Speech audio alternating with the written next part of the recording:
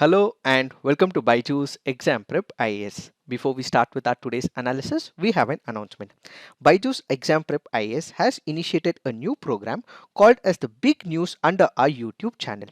This will be a short, crisp analysis of some of the important topics strictly from the civil services examination point of view. So do like, subscribe and share these videos with your fellow aspirants. Now let's get started and look into the first article. The first article says, get these wrinkles out of the South Asian textile story.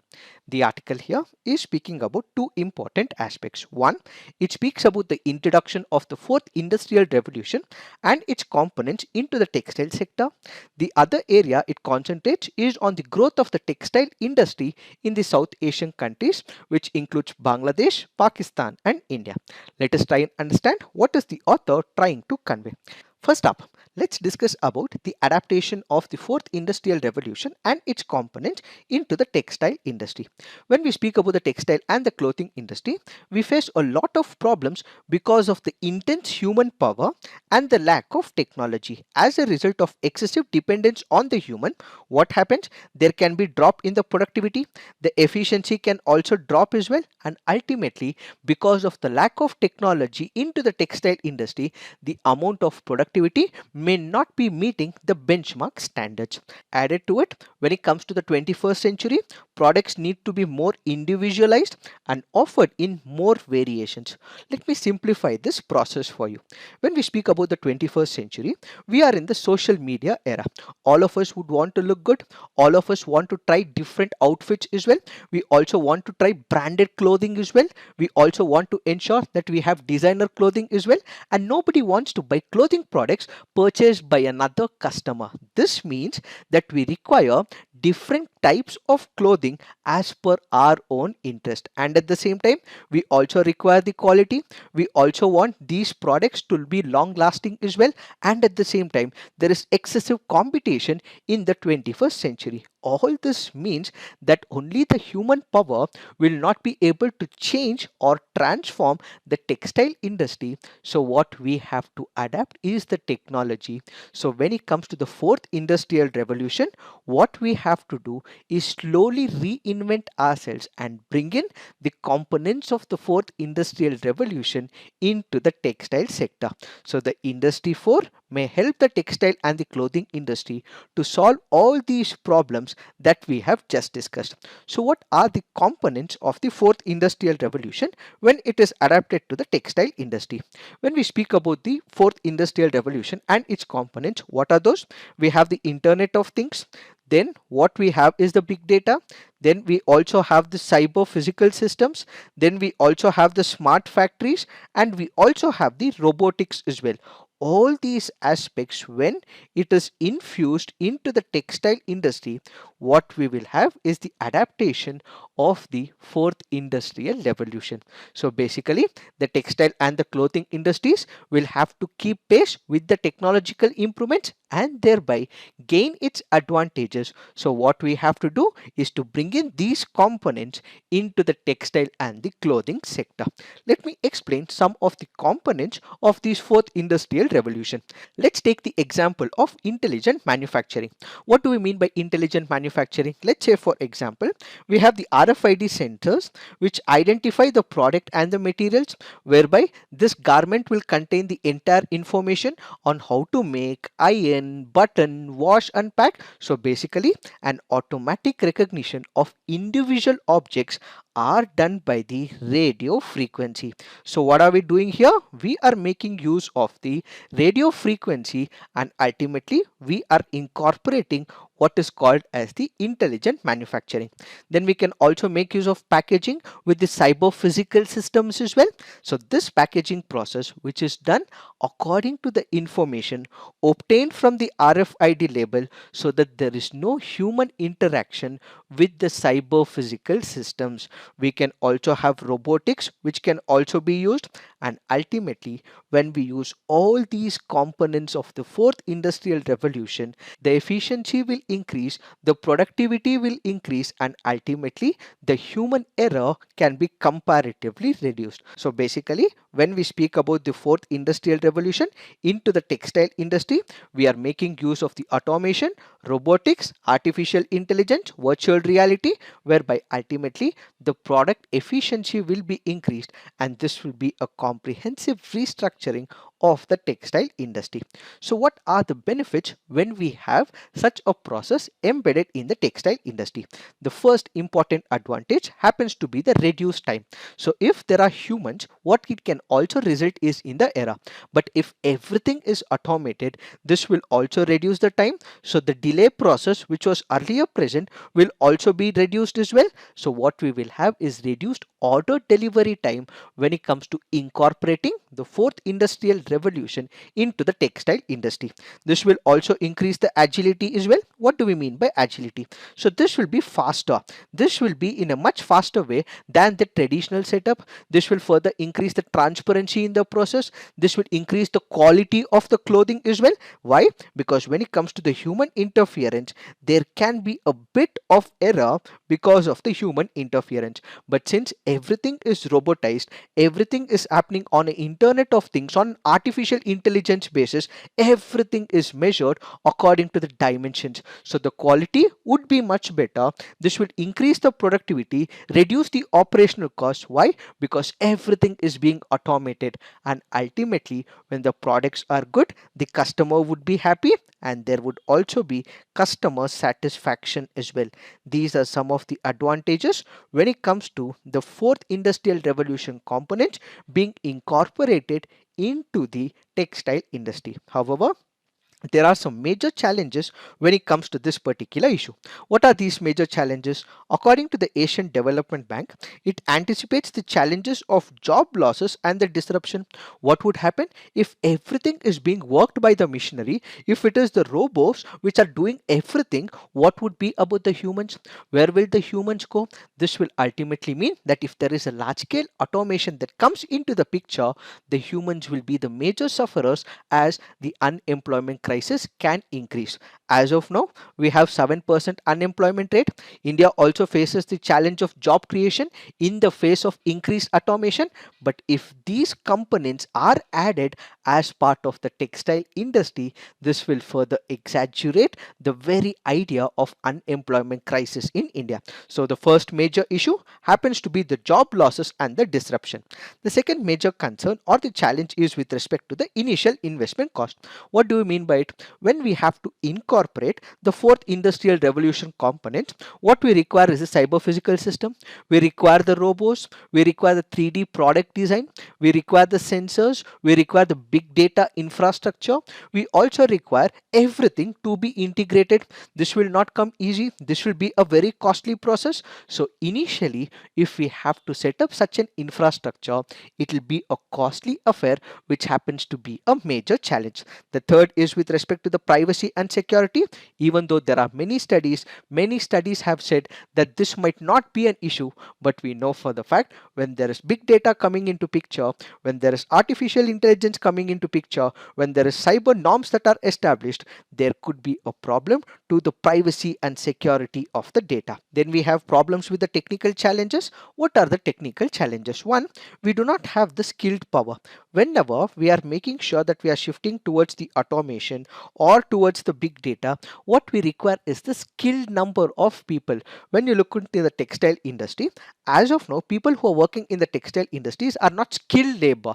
They are provided a nominal amount of money and the cheaper labor cost as well. But if it is to do with the automation, if it is to do with the robotics, or it is to do with the RFID, so on and so forth, what we require is the skilled labor.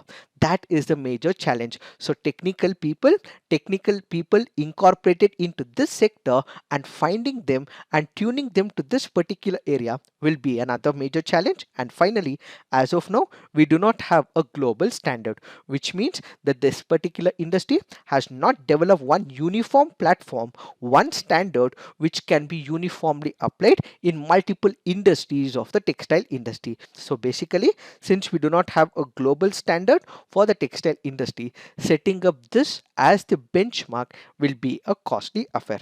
So what is the way forward? Because of all these issues, we have to ensure that we bring in skilling and technological investments. As we discussed, the major challenge happens to be the technical issue.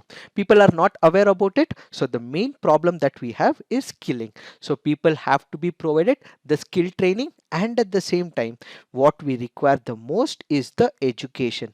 So access to the education so that people would be able to upskill themselves is the first recommendation. Then we have to initiate multiple experiments with the technology. Pilot projects will have to be increased so that if it becomes a successful model, the same can be implemented in that region, in that country, and in the global level. So initially, establishing the standard becomes an hectic job. So what we have to do is conduct multiple pilot projects, and these pilot projects eventually, if it becomes successful, the same will become a model which can be applied in multiple areas. And we have to upgrade the present IT infrastructure, increase the spending on the research and development and innovation, and ultimately shift to the environmental friendly manufacturing, where this fourth industrial revolution and its components are incorporated into the textile industry. So the first component, which speaks about the fourth industrial revolution being imported into the textile industry, is what this article all about. The second part of the article speaks about how South Asian countries were able to become the hubs of the textile industry. We have three examples that the author speaks of. One is in reference to Bangladesh, second is in reference to India, third is in reference to Pakistan. He speaks about Bangladesh and he says that in the 1980s, Sri Lanka was doing good when it comes to the textile exports. But what exactly happened? Sri Lanka went into a civil war mode. There was lot of internal turmoil in Sri Lanka. This internal turmoil meant that majority of the countries, majority of the organizations had to shift their bases to some other country. So what they opted was Bangladesh. So Bangladesh was able to ensure that it is convincing the people, convincing the individuals, companies and countries so that all these product and outlets moved to Bangladesh. So from Sri Lanka, they started moving towards Bangladesh, and from 1980, it continues to be a major exporter of textile industry products as well as the apparent industry. Why is this done? How is this done? What were the measures taken by Bangladesh? Bangladesh has been able to come up with supportive industrial policies where it has set up zero duty on the raw material and capital machinery, and at the same time it got access to the global markets. So we had a boom in the textile sector. Bangladesh was able to ensure that it capsulates this particular idea, and with the boom in the textile industry, it was able to send its products, and it also had a healthy industrial policy. Low production cost, free trade agreements with multiple countries, and during the very same period, Indian labor cost also became expensive as well. So while one side India became more expensive when it comes to the labor cost, Bangladesh was reducing the labor cost, and as a result, some of the products and companies even diverted towards Bangladesh. Bangladesh has also been adapting the technology and green manufacturing practices to help conserve energy, water, and resources. All this meant that Bangladesh was doing really good in the textile industry and was able to export the clothing, apparel to multiple countries because of the free trade agreements that it has established with multiple countries. Now the author speaks about India. India holds a 4% share of US 840 billion global textile and apparel market, and it is in fifth position when it comes to United States of America and its exports. India has been successful in developing backward links with the aid of the technical upgradation fund scheme in the cotton and technical textiles industry. So basically, the author goes on to say that India has also developed the backward linkages. What do we mean by backward linkages? It basically means if there is a textile industry which is delivering an output, the same output also becomes the input to some other industry. So India was able to have better backward linkages which has served good for India, says the author.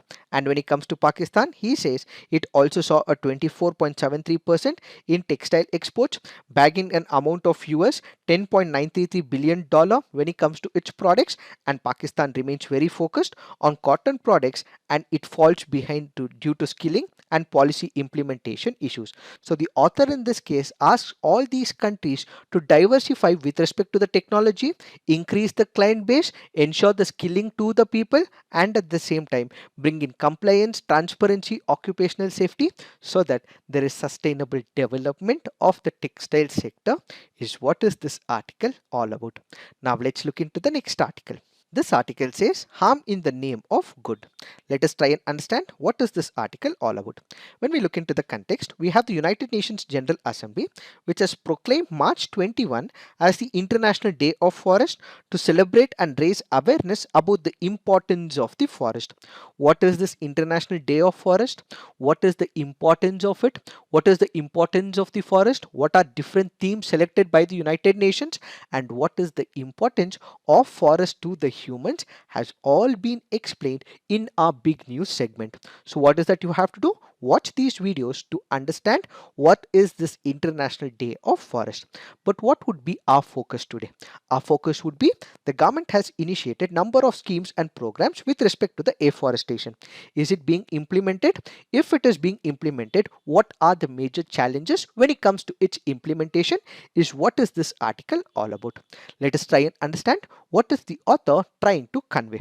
When we speak about the Indian government and its initiatives, the central government has been spending a lot of money. Why? So that it can boost the green cover in the country. Recently, through the National Afforestation and Economic Development Board, it also launched an ambitious 19,000 crore plan for an afforestation project to rejuvenate about 13 major rivers. So basically, if we are speaking about National Afforestation and Economic Development Board, it falls under the Ministry of Environment. It performs the mandate of promoting afforestation, tree planting, ecological restoration, eco-developmental activities in the country, and it also lays special attention to the regeneration of degraded forest areas, land adjoining forest areas, national park, sanctuaries, other protected areas, as well as the ecologically fragile areas like Western Himalayas, Aravalis, Western Ghats, so on and so forth. So this article goes on to say that there was a press note from the government which announced that this particular project would increase the forest cover by 7,417 square kilometer in the vicinity of these rivers. Will it actually help in the transformation? Will it actually boost the forest cover? Will it increase the green cover? So the author says there are major concerns with respect to its implementation. What are the major concerns? A government report says that Center for Science and Environment says that the government has cut the budget for the wildlife conservation by 47% between 2018 and 2021.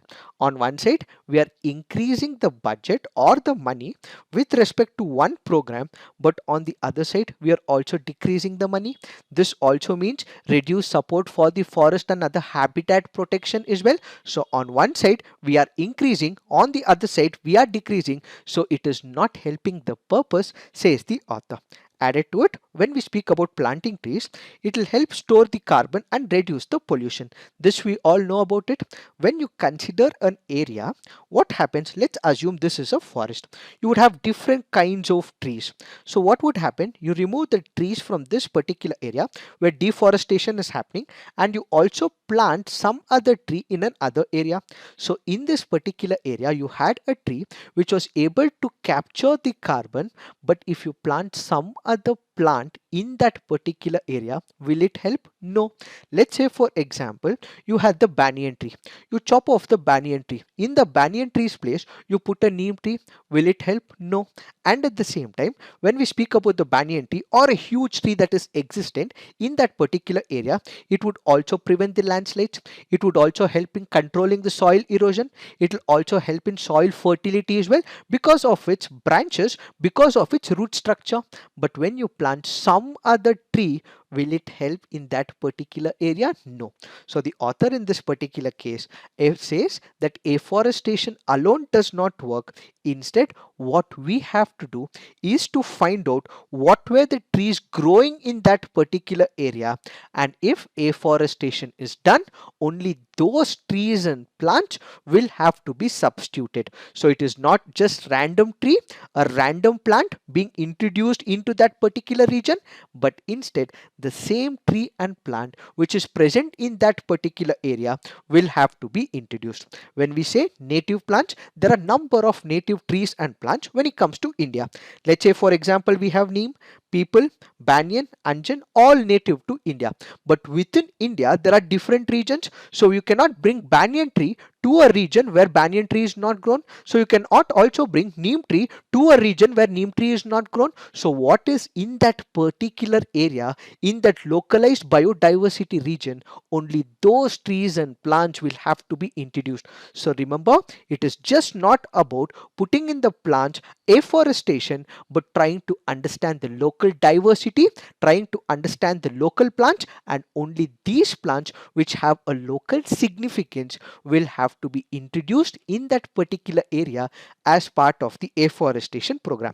The author also points out another concern as well. What is it?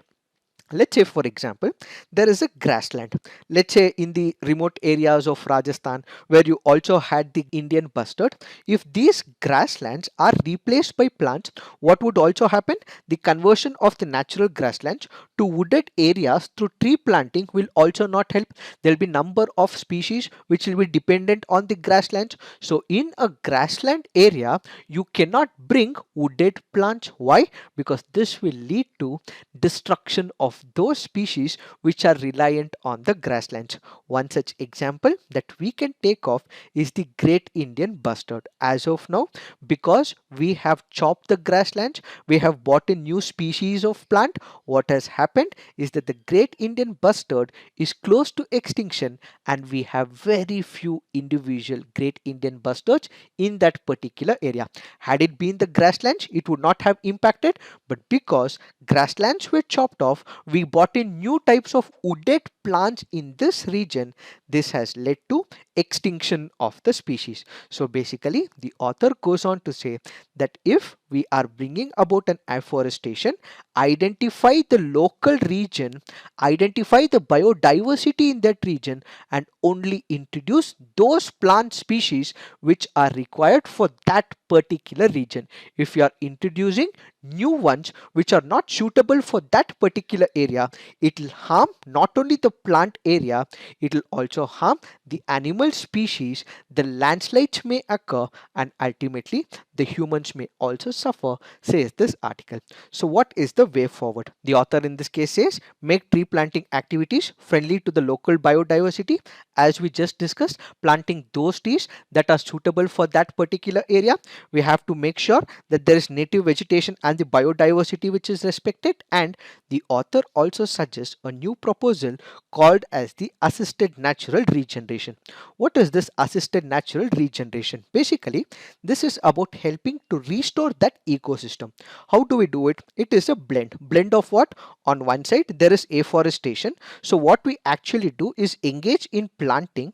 On the other side, we also help the nature heal on its own. How do we help it heal on its own? Let's say for example there are some impediments or there are some barriers for the natural growth of the plants or the trees in that particular region.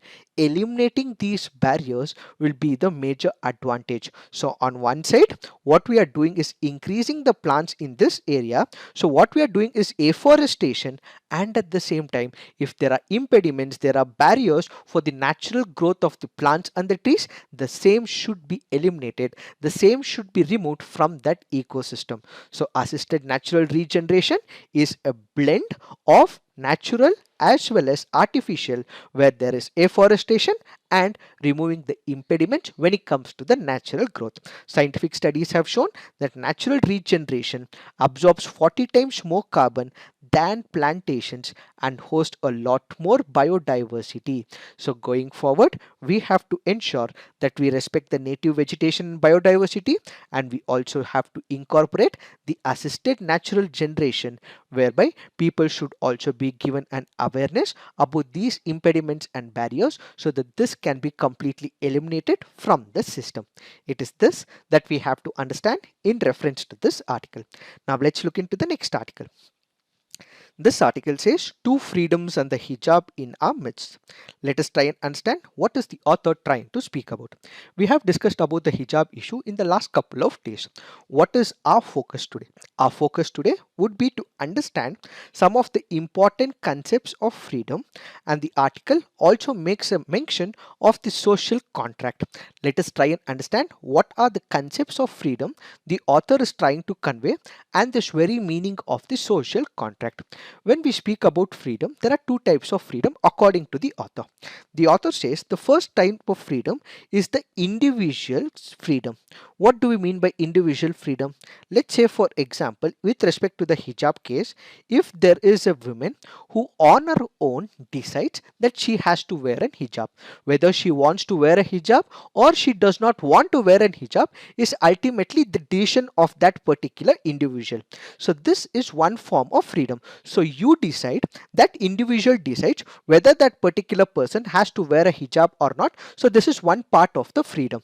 And there is also integrated to this individual freedom is the community. So when the community imposes a certain thought process to that particular individual, that can also inhibit, block, or in fact advance the individual freedom is one part of the story. The other part of the story is with respect to the state. When we have our own freedom, this freedom that we have is also stopped, or a restriction is laid by the activities of the government and the state. What do you mean by it? Let's say, for example, you have a particular eating habit. You might be a vegetarian or you might be a non-vegetarian. Tomorrow, let's say all of a sudden the government says that you're not supposed to consume non-veg, or the government says that you're not supposed to consume so and so food. So this is a restriction imposed by the state. Added to it, let's say whom you want to marry, what type of person you want to marry, what will be your sexual orientation, whether you want to have a child or not, how many children you can have. All these restrictions, if it is imposed by the state, that would also mean that there is a freedom that is accorded to you, but there is a general restriction imposed by the state.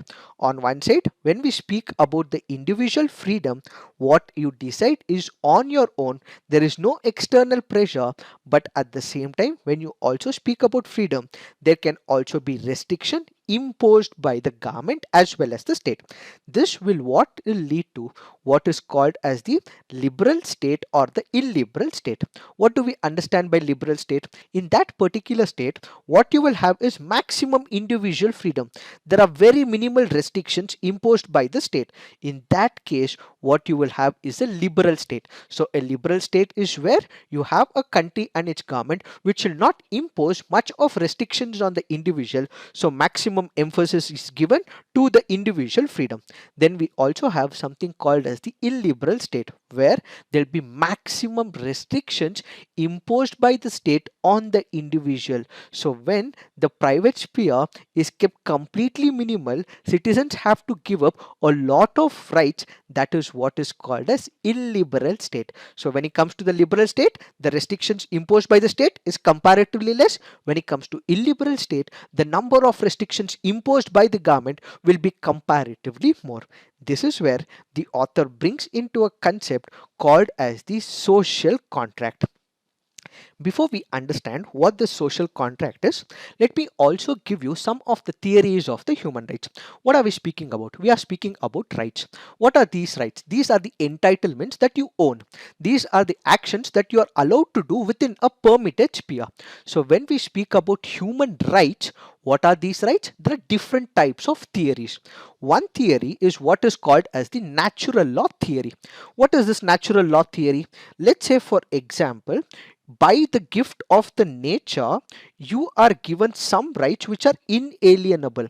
So just because you're born as a human, the nature gives you certain rights. There is no state, let's assume there is no country, there are no political boundaries, there are no representatives, no government. So by the nature, by the gift of God, there are some rights which are called as the natural rights. So according to the natural law theory of rights, which has been proposed by the Greeks, which have been supported by the Socrates and Aristotle, which was also developed later by the Romans, it clearly says that some rights are inalienable.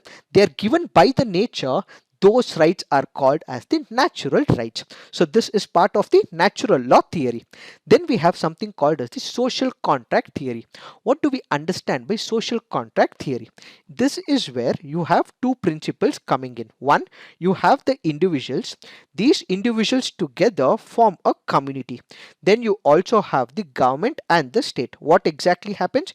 Individuals together constitute the community in a society. So they want protection from the enemies. They also want protection from within that particular society as well. So what they do? They say that let's form a government, let's form the representatives. So we will give up some of our rights, and we also take some of the rights from the government, whereby the government is respecting our rights, it's protecting us, and at the same time, if they are not protecting us, we will be removing it. So basically, the social contract is a contract between the individuals and communities with that of the government. So the government is expected to do something, but at the same time, if the government is not doing it, they might be removed as well. So basically, when we speak about the social contract theory, these were the popular writings of Thomas Hobbes, John Locke, and were propagated basically to say that there is a superpower.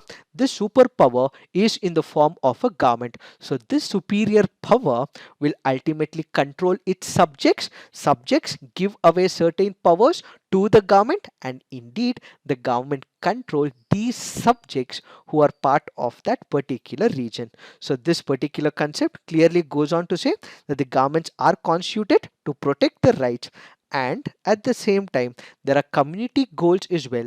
These will have to be protected. So what we have is a social contract theory, where social is about the society, individuals and community part of that particular society, and you also have a contract established with the government. So you give few things and you also take few things.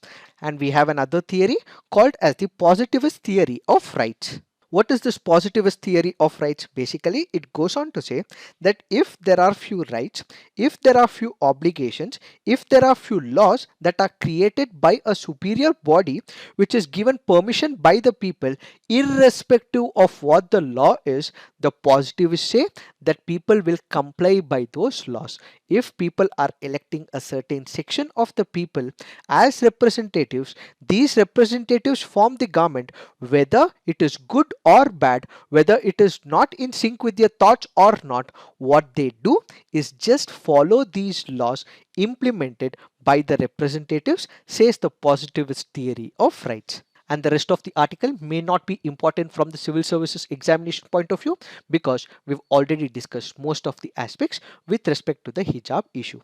Now let's look into the mains practice questions. The fourth industrial revolution will help in achieving better performance in the textile industry. Do you agree? Justify. Restoring forests should not just be about planting trees, it should also be in line with the local biodiversity needs. Elaborate. So please write all your answers on the comment section. Peer review, do give positive feedback to your friends' answers. So this is it for today. Thank you for watching. All the best.